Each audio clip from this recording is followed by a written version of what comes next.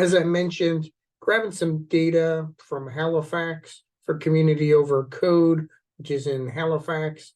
So I wanted to see if I can get Halifax transit data, and I did. Now there's some static data. This data doesn't change much, street names, locations, how many buses you have. They get that in a big zip file. So we can download that. And like everything else in NiFi, let's automate it. I'm going to unzip it, take the files out.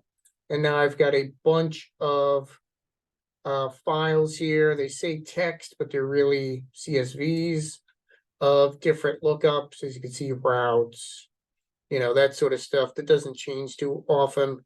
We probably check that once. We could check it once a minute, but that doesn't make sense. So let's see where I'm going to put that. Halifax lookup. Let's see if I already put those out there. I did. Looks like I wiped them out because I had a lot of data in here and I wanted to clean it up, run it from scratch. So let's just populate those with these static comma separated values here. And we ran all those big files. Let's see if these have lookups. Let's see how many agencies. We've got just one agency, the Halifax Transport. Again, a lot of these follow the standards that are set for GTFS real-time, which is Google's and open transit format, which is pretty cool. A bunch of different lookups here. I'm going to leave it open so we can see I've created a lot of Kafka topics here. Oh, I'm not sharing this yet. I'm not sharing this yet. You're looking at me like, hey, what are you showing then? I'm showing nothing. Sorry about that. Let's go into that. So Halifax, got a bunch of different topics here. I just loaded them. What's cool with GTFS is they usually give you that zip. As I mentioned here, I download that, unzip it, uncompress it, take all those files out, sent them right into Kafka. And these were big CSVs. As you can see, download them into a text file. And just here, 2,400 records, one push. Pretty easy, even on my laptop. So we've got a bunch of different lookup tables here, like stops. There's a lot of stops. That's 67 megs of data from pretty thin files. So we got 627,000 records. But Kafka is not the easiest place to do lookups from, but we'll use it as it makes sense here. So got the data. So we've got our static lookup tables. For some people, maybe that's enough, but we like to do real-time positioning. Now, GTFS data is in Protobuf format, and it's a little weird. So originally, I'm like, I'm just going to do this the easiest way. I've got some code that I put into GitHub that is in Python that is going to load using the libraries that they have out there to do it. And that works pretty well. It's reasonably fast. We could do a lot with Python. In NiFi 2, we'll have integrated Python execution, but this isn't the only way. As you can see, it's reasonably fast. I'll show you another way that I'm prototyping to see which better. Pierre released with Cloudera a new processor that can do very fast Protobuf conversions. So we might play with that too. We'll see which is cooler. I'll show you both so you have options. So this split up the data as these come in, very, as we saw with Brazil, formats that aren't the easiest to work with. So we'll start breaking them down into component pieces so we can make wide, flat data, which makes things easier. Here I'm pulling out for separate attributes, a whole bunch of different ones on vehicles. And then I'm going to rebuild this as a new file. And if we look here, I've got this paused for a second so we can look in the buffer. And you can see that's reasonable data. latitude, longitude.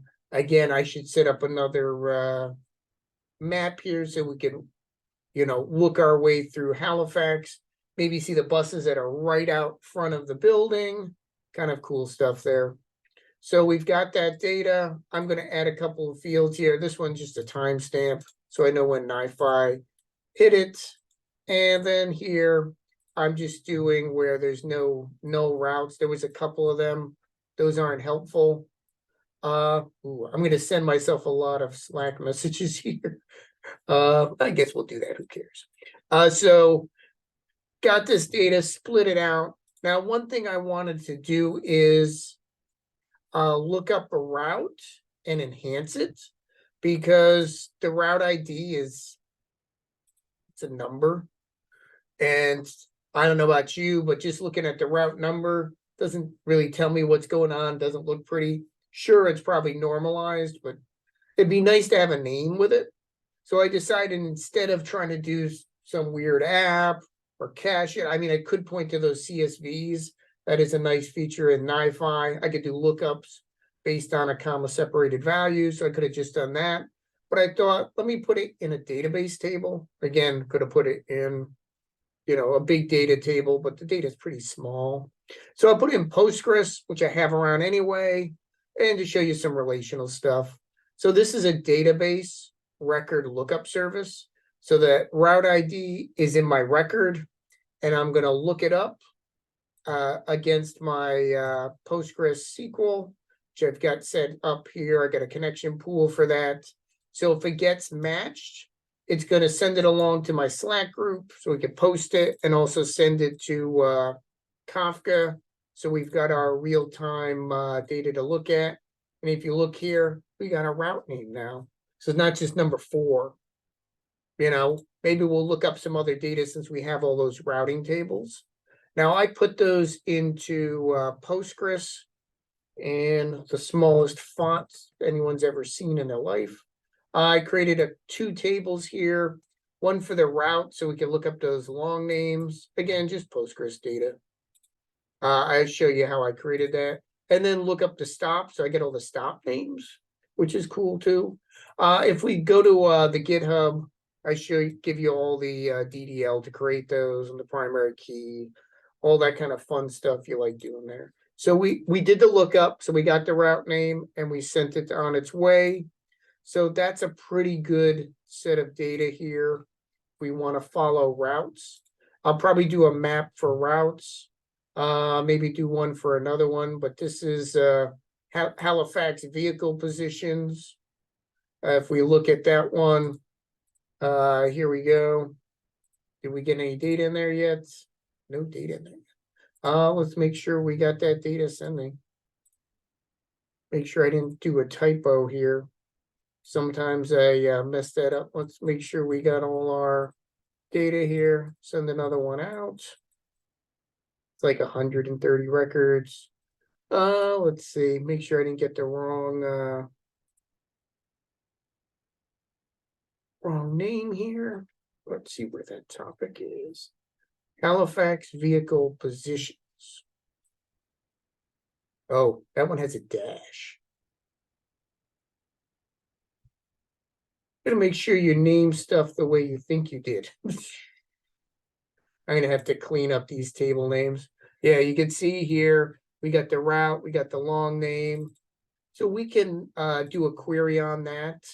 I didn't set up a table for that yet. So let's create a virtual table. I don't know if I've shown you this before. So we're gonna call it that, grab it from our cluster, it's JSON. And it is Halifax vehicle positions.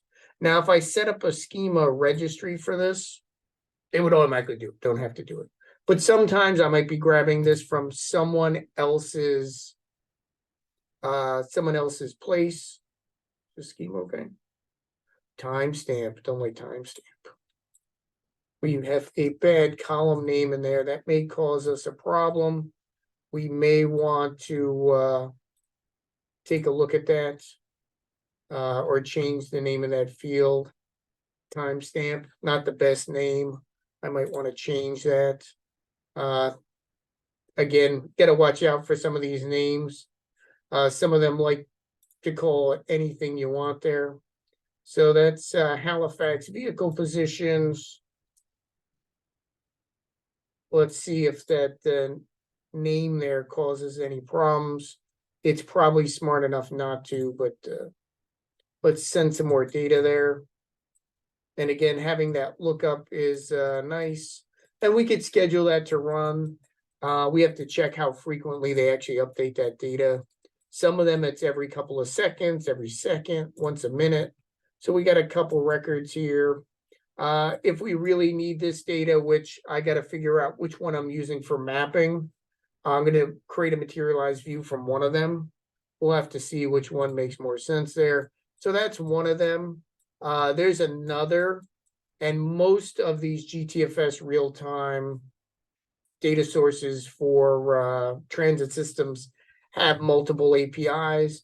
This one is interesting, but usually not too much data. This is alerts.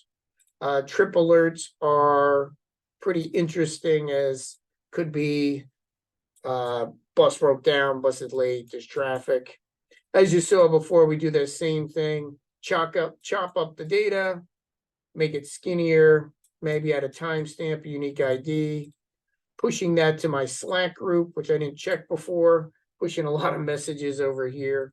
That's what you know what's going on with your bus.